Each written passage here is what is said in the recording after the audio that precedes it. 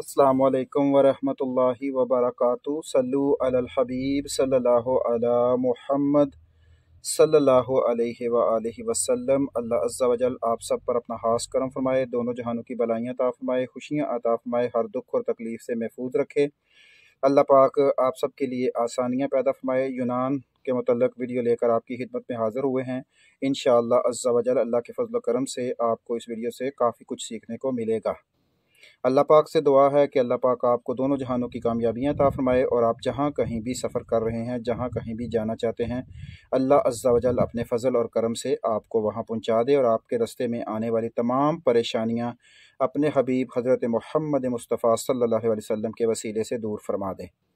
कल भी आपको आगाह किया था, बहुत से लोगों ने कल भी रब्ता किया और बहुत से लोगों ने अपने फ़ेसबुक पे, अपने मुख्तलिफ़ जगह पे पोस्टें भी लगाई कि ग्रीस एम्बेसी ने अपॉइंटमेंट ख़त्म कर दी है। और फिर हमने आपको बताया था कल वाली वीडियो में कि इसके मतलब उस वक़्त तक कुछ नहीं कहा जा सकता जब तक ग्रीस एम्बेसी जो है वो अपनी वेबसाइट पे, अपने ऑफिशियल पेज के ऊपर इसके बारे में आगाह नहीं करती। और एक आपको ये बताया था कि वो अफराद जिनकी 28 अक्टूबर को अपॉइंटमेंट है उनको 31 अक्टूबर को शिफ्ट कर दिया जाएगा, यानी 28 वाले जो हैं वो 31 तारीख को जाएंगे। यानी कि जिन लोगों की 28 को अपॉइंटमेंट थी वो यही समझें कि उनकी 28 की नहीं थी, उनकी 31 की थी। इसकी वजह ये बनी कि यूनान जो एम्बेसी जो है वो 28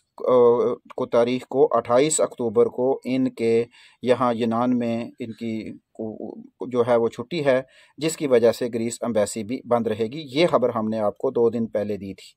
अल्हम्दुलिल्लाह सुम्मा अल्हम्दुलिल्लाह, अल्लाह के फजल करम से हमारी ये कोशिश होती है कि हक़ और सच आपके सामने लाया जाए, चाहे आप हमें गालियाँ निकालें, चाहे आप हमें पसंद करें या ना करें। क्योंकि बहुत से जेंट हजरात की तरफ से मैसेज इस तरह के आ जाते हैं कि भाई हम उनको अच्छे नहीं लगते, क्योंकि अच्छे तो तब भी लगेंगे ना जब हम ये कहेंगे कि सारे काम जो हैं वो किसी जेंट से ही करवाएं। तो यहाँ ग्रीस एम्बेसी ने आज अपने ऑफिशियल वेबसाइट के ऊपर जो अपलोड किया है उसके बारे में मैं आपको आगाह कर देता हूँ, ताकि आप लोगों को पता चल जाए कि जो बात होती है वो सच और जो है हक होती है। यहाँ पे वो कहते हैं कि ध्यान दें, यानी कि तवज्जो दें, वीज़ा की दरख्वास्त के लिए तमाम अपॉइंटमेंट्स जो 28 अक्टूबर बरोज़ पीर को होने वाली हैं मुलतवी कर दी जाएंगी।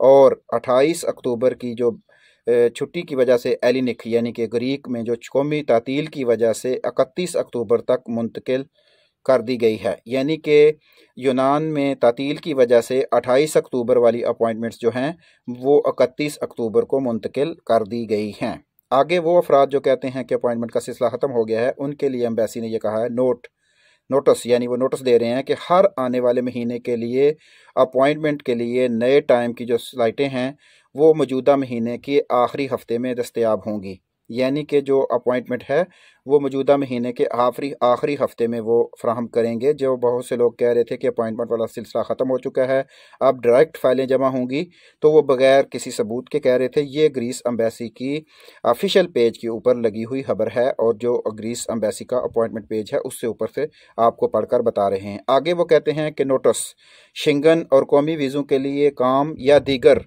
मकासद के लिए मुलाकातें पीर से जुमेरात तक तय की जा सकती हैं। दीगर काउंसलर अमूर के लिए मुलाकातें जो हैं वो सिर्फ जुम्मा को तय की जा सकती हैं। इसका मतलब ये है कि आपने अगर अपॉइंटमेंट लेनी है कौमी वीज़ों के लिए, किसी भी चीज़ के लिए, तो वो सोमवार से जुमेरात को होंगी। और काउंसलर के जो दूसरे काम हैं, जैसे किसी का पासपोर्ट का मसला है, जैसे किसी ने काउंसलर से कोई और काम है, जैसे किसी को एम्बेसी में और बहुत से काम हो सकते हैं, तो उसका जो मकसद है वो जुम्मे को तय पाएगा।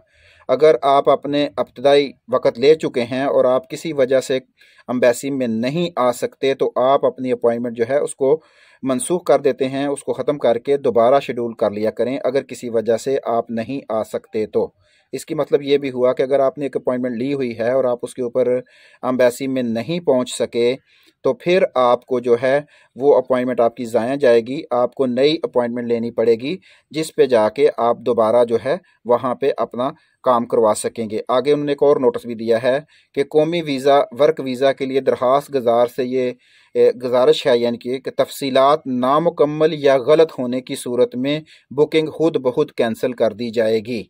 अब यहाँ ये गौर व फिक्र करें कि वो अफराद जो अपॉइंटमेंट्स किसी ऐसे बंदे से बुक करवाते हैं जिसको इल्म नहीं है, तो उसमें अगर आपका डाटा ना मौजूद ना मकसद सही पूरा ना हुआ, आपकी अपॉइंटमेंट के लेटर डाटा में आपका पोफासी नंबर ना हुआ, आपका पासपोर्ट नंबर ना हुआ, और जो डाटा आपने दिया है उसमें अगर किसी चीज़ की कमी बेशी हुई, तो आपकी अपॉइंटमेंट जो है वो खुद ब खुद एम्बेसी जो है वो उसको कैंसिल कर देगी। ये तमाम खबर जो है ये उनकी वेबसाइट के ऊपर मौजूद है, आप लोग भी वहाँ से जाकर पढ़ सकते हैं, वहाँ से देख सकते हैं, ताकि आपको ये पता चल जाए कि कोई भी मामला जो होता है वो हवा में फायर मारने से नहीं होता।